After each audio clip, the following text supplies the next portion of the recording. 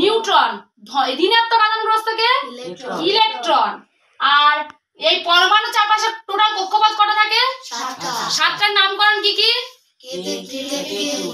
কে থেকে কিউ পর্যন্ত, কে কক্ষ, এল কক্ষ, এম কক্ষ, এন কক্ষ, ও পি কিউ এরকম করে নামকরণ, তাই তো? দেখো এই তিনজনকে আজকে দেখে আমরা কি বুঝতে পারছি? আজকে আমরা কোন টপিক নিয়ে আলোচনা করতে যাচ্ছি? আজকে আমরা আলোচনা করতে যাচ্ছি পরমাণু নিয়ে। এখানে দেখো পরমাণুর কেন্দ্রে আছে প্রোটন আর নিউট্রন।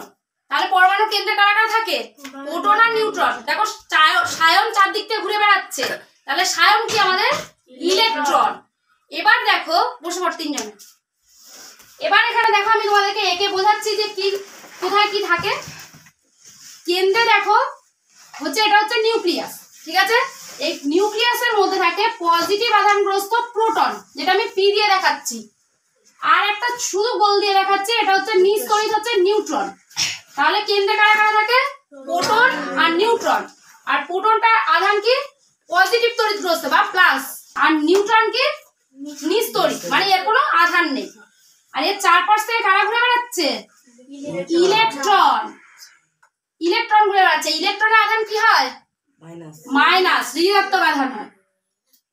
এবার দেখ, আমরা যেহেতু পরমাণু নিয়ে আলোচনা করছি, তাহলে আমাদের সবার আগে কি জানতে হবে যে পরমাণুটা কি জিনিস?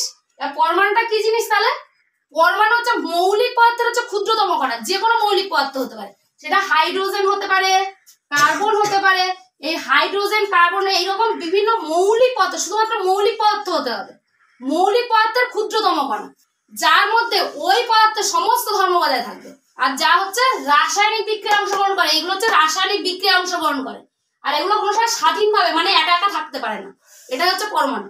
এবার হচ্ছে পরমাণু কোনগুলো? এই যে আমরা যে বিভিন্ন চিহ্ন দিয়ে দেখাই, যে হাইড্রোজেন, কার্বন, এইগুলো হচ্ছে পরমাণু। আর এই পরমাণুর মধ্যে আরেকটা কি টার্ম দেখছি আমরা? অণু। এই অণুগুলো আবার কোনগুলো? দেখ, যদি এইচ এর পাশে মানে হাইড্রোজেনের পাশে 2 দিয়ে দিই, কার্বনের পাশে 2 দিয়ে দিই, বা 3, 4 এরকম করে যে সংখ্যাগুলো পাশে থাকবে সেগুলো হচ্ছে অণু, ঠিক আছে? এখানে দেখ হাইড্রোজেনের পাশে 2 দেওয়া আছে, তাহলে 2 অণু হাইড্রোজেন। কার্বনের পাশে 2 দেওয়া রয়েছে, 2 অণু কার্বন, এরকম করে এগুলো হয়। তাহলে অণুটা কি? অণু হচ্ছে তোর পরমাণুটা কি ছিল? মৌলিক পদার্থের ক্ষুদ্রতম কণা ছিল। আর এখানে অণুটা কি? মৌলিক বা যৌগিক পদার্থ হতে পারে, মৌলিক বা যৌগিক পদার্থের ক্ষুদ্রতম কণা, যার মধ্যে ওই মৌলিক বা যৌগিক পদার্থ, শুধু পরমাণুর ক্ষেত্রে কি ছিল? শুধু মৌলিক পদার্থ ছিল। আর অণুর ক্ষেত্রে কি? মৌলিক বা যৌগিক পদার্থের ক্ষুদ্রতম কণা, যার মধ্যে সমস্ত ধর্ম বজায় থাকবে। আর এই পরমাণুটা কি? রাসায়নিক বিক্রিয়ায় অংশগ্রহণ করছিল, কিন্তু এই অণু রাসায়নিক বিক্রিয়ায় অংশগ্রহণ করবে না। আর একটা পার্থক্য দেখ, পরমাণু কি স্বাধীনভাবে থাকতে পারে না? থাকতে পারে না? থাকতে পারে না। আর অণু স্বাধীনভাবে থাকতে পারে। তাহলে বুঝতে পেরেছিস পার্থক্যটা কি? তাহলে ক্লিয়ার? পার্থক্যটা বলতে পারবি? পরমাণু মৌলিক পদার্থের ক্ষুদ্রতম কণা, আর অণু মৌলিক বা যৌগিক পদার্থের ক্ষুদ্রতম কণা। হ্যাঁ, পরমাণু স্বাধীনভাবে থাকতে পারে না, অণু স্বাধীনভাবে থাকতে পারে। পরমাণু রাসায়নিক বিক্রিয়ায় অংশগ্রহণ করে, আর অণু রাসায়নিক বিক্রিয়ায় অংশগ্রহণ করে না। তাহলে বুঝতে পেরেছিস সবাই যে পরমাণু আর অণুর মধ্যে পার্থক্যটা কি? এবার দেখ, আমরা যখন এই পরমাণু নিয়ে আলোচনা করছি, তাহলে পরমাণুর কেন্দ্রে থাকে প্রোটন আর নিউট্রন, বুঝতে পেরেছিস? এর বাইরে দেখ কক্ষপথ রয়েছে, এই যে গোলাকার যে অংশটা, সেটা হচ্ছে কি? কক্ষপথ। এই কক্ষপথ যে আছে, এই একটা কি কক্ষপথ থাকে? এই একটা কক্ষপথ থাকে না, অনেকগুলো কক্ষপথ থাকে। এই অনেকগুলো কটা থাকে কক্ষপথ? বুঝতে পারবি?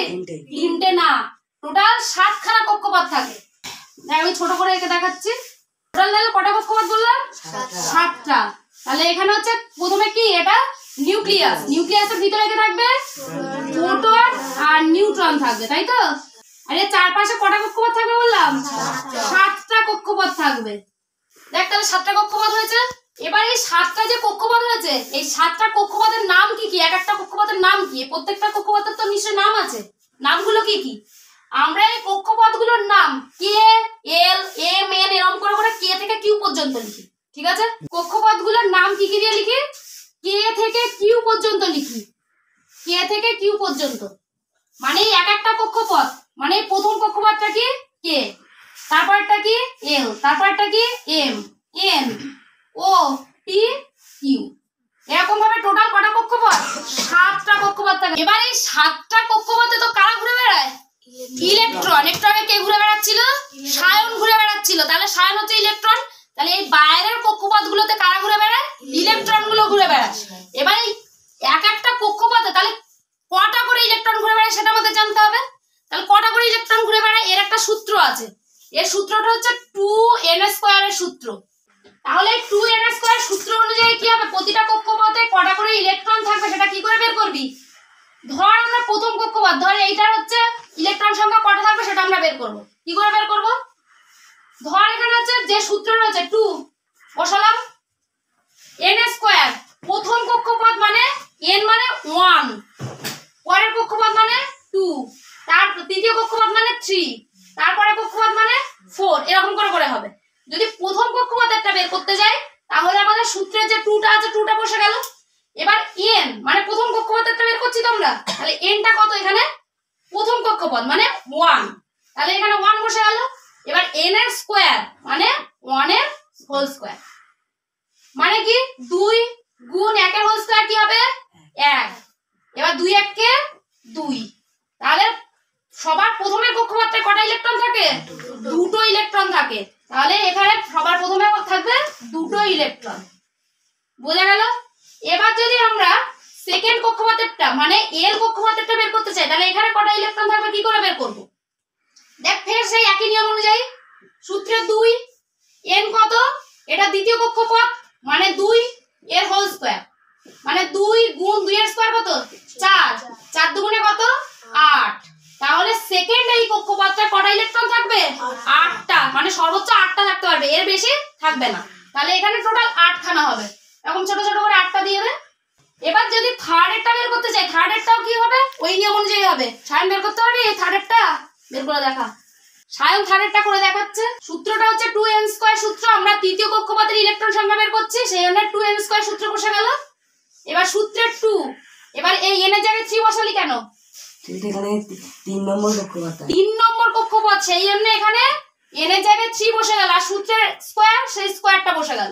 এবার 3 এর স্কয়ার হচ্ছে 9, 9 দুগুণে 18। তাহলে তৃতীয় কক্ষপথে সর্বোচ্চ কটা ইলেকট্রন থাকবে?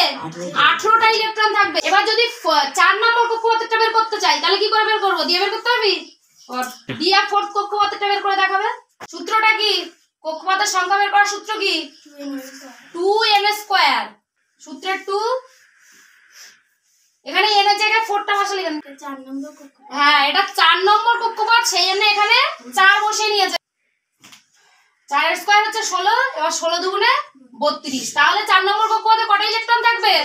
32টা। তাহলে পরীক্ষা যদি এইভাবে আসে যে কোন কক্ষপথে কটা ইলেকট্রন আছে তাহলে বের করতে পারবি। এবার তো তোরা জানলি যে পরমাণু হচ্ছে 3 প্রকার কণা দিয়ে গঠিত, একটা প্রোটন, একটা নিউট্রন, আর চারপাশে ঘুরে বেড়াচ্ছে ইলেকট্রন, তাই তো? এবার দেখ এই প্রোটন আর নিউট্রনটা কেন মাঝখানে থাকে আর ইলেকট্রনটা কেন চারপাশে ঘুরে বেড়াচ্ছে সেটা তো আমাদের জানতে হবে। ইলেকট্রনটা তো মাঝখানে বসে থাকতে পারতো, এরা তো চারপাশে ঘুরতে পারতো, তাই না? কিন্তু এরা মাঝখানে বসে থাকে কেন আর ইলেকট্রন গুলো চারপাশে ঘুরতে থাকে কেন? পরমাণুতে 3টে কণা রয়েছে, প্রোটন, নিউট্রন আর ইলেকট্রন। ইলেকট্রনটা হচ্ছে সব থেকে হালকা কণা, সব থেকে হালকা কণা। হালকা কণা হয় না, ওর ধরুন কি হবে? ও চারপাশে ঘুরে বেড়াতে পারবে। আর সব থেকে ভারী কণা হচ্ছে নিউট্রন। খুব ভালোভাবে মনে রাখবে, এই দুটো কিন্তু পরীক্ষায় আসেই।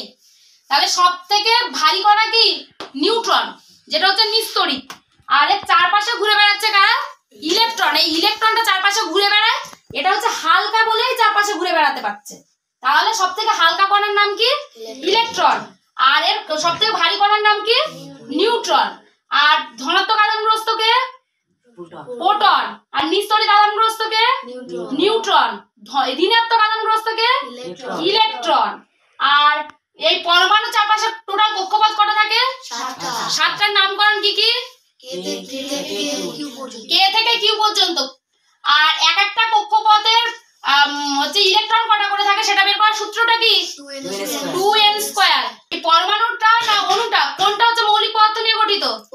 পরমাণু। আর এই অনুটা কি নিয়ে গঠিত? যৌগিক মৌলিক। দুটোই পদার্থের মানে মৌলিকও হতে পারে আবার যৌগিকও হতে পারে। এবার দেখ এই পরমাণু থেকে একটা খুবই ভাইটাল প্রশ্ন কি, দেখ পরমাণু নিস্তড়িত হয় কেন? এটা পেয়েছিস না তোরা প্রশ্ন? পরমাণু নিস্তড়িত হয় কেন? দেখ পরমাণুর কেন্দ্রে কি রয়েছে? নিউক্লিয়াস, তাই তো? এই নিউক্লিয়াসটা কি নিয়ে গঠিত? প্রোটন আর নিউট্রন নিয়ে গঠিত, তাই তো? আর আর এর চারপাশে ঘুরে বেড়াচ্ছে কারা? ইলেকট্রনরা। একটা জিনিস খুব ভালোভাবে মাথায় রাখবি, প্রোটন সংখ্যা আর ইলেকট্রন সংখ্যা সবসময় সমান হয়। ধর পরমাণুর কেন্দ্রে যদি প্রোটন সংখ্যা যদি ধর 12টা থাকে, তাহলে ইলেকট্রন সংখ্যাও কি 12টাই হবে, এই ইলেকট্রনটাও 12টাই হবে। এবার প্রোটন সংখ্যা ইলেকট্রন সংখ্যাটা যেহেতু সমান, সেটা প্রোটন আর ইলেকট্রন পরস্পরকে প্রশমিত করতে পারে, সেই জন্য পরমাণুর নিউক্লিয়াস বা পরমাণু কেন্দ্রটা সবসময় নিস্তড়িত হয়, বা পরমাণুটা সবসময় নিস্তড়িত হয়। তাহলে পরমাণুটা নিস্তড়িত হয় কেন? পরমাণুর প্রোটন সংখ্যা যতগুলো থাকে, পরমাণুর চারপাশে ততগুলো ইলেকট্রন থাকে। যেহেতু প্রোটন সংখ্যা আর ইলেকট্রন সংখ্যা সমান, সেহেতু কি একে অপরকে প্রশমিত করে দেয়, সেই জন্য পরমাণুটা সবসময় নিস্তড়িত হয়। বোঝা গেছে? সায়ন বোঝাতে পারবি যে পরমাণু কেন নিস্তড়িত হয়? উঠে এসে বল। নিউক্লিয়াসে যতগুলি সংখ্যক পরমাণুর প্রোটন সংখ্যা থাকে, ঠিক ততগুলি সংখ্যক ইলেকট্রন কণা থাকে। তাই দুটো সমান থাকায় একে অপরকে সবসময় প্রশমিত করে, তাই পরমাণু নিস্তড়িত হয় সবসময়। তাহলে আশা করছি তোমরা বুঝতে পেরেছো যে পরমাণুটা কেন নিস্তড়িত হয়। এবার দেখ, আমাদের পরমাণুর মধ্যে আরো কতগুলো টার্ম কি আসে? পরমাণু ক্রমাঙ্ক, ভর সংখ্যা, এগুলো আসে তো। এবার পরমাণু ক্রমাঙ্কটা কি জিনিস? এই পরমাণুর কেন্দ্রে যতগুলো প্রোটন থাকে, এই প্রোটন সংখ্যাটাকেই বলছে পরমাণু ক্রমাঙ্ক বা প্রোটন সংখ্যা, বা এটাকে পারমাণবিক সংখ্যাও বলে। ঠিক আছে? আর এবার ভর সংখ্যা বের করতে গেলে কি করতে হবে? প্রোটন আর নিউট্রন সংখ্যার যোগফল হচ্ছে ভর সংখ্যা। এই কেন্দ্রে যে প্রোটন আছে, নিউট্রন আছে, এই প্রোটন আর নিউট্রন সংখ্যা মিলে হয় ভর সংখ্যা।